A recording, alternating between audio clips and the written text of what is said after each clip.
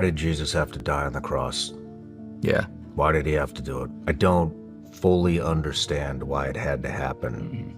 If he is God. Why couldn't he just forgive? Exactly. Yeah, dude. Yeah. My favorite way to illustrate this is by a story. So best illustration of why Jesus had to die on the cross I've ever heard. All right. It goes like this. Once upon a time, in a far off kingdom, there was a king who was known by everyone in the kingdom to be the most just and loving king who had ever lived. But then it was discovered that somebody was stealing from the king's treasury. And so the king, being a just king, he sent out an edict that whenever it was discovered who was stealing from the king's treasury, that person would receive 10 lashes. Well, the theft continued, and so he issued another decree. When it's discovered who's stealing from the king's treasury, it'll be 20 lashes.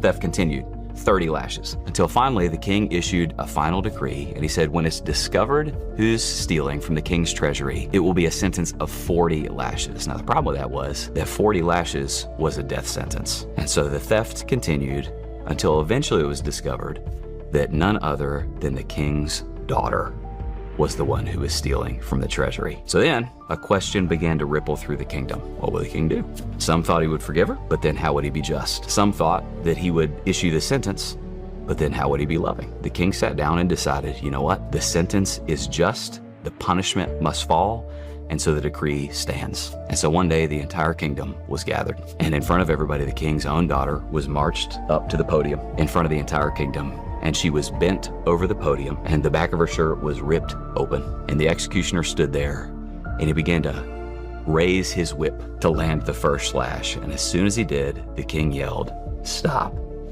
And there was a silence that fell. And the king strode forward, and he took off his own shirt, and he bent over, and he wrapped his body around his own daughter, and looked back up over his shoulder, and he said, "Now hit her." And the executioner objected, and he said, "But king, those lashes, they'll fall on you." And he said, "The sentence must stand. It's just.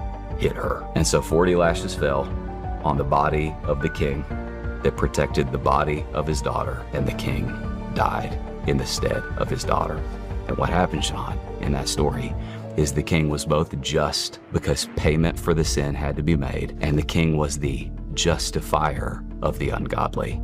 She went free because he took the penalty. See, the reason Jesus had to die on the cross is because God is just, and so payment for sin has to be made. Like if somebody walked into a courtroom and a judge just went, "You know what, man? You raped that girl when she was young, but you're real sorry, and I have the power to do it.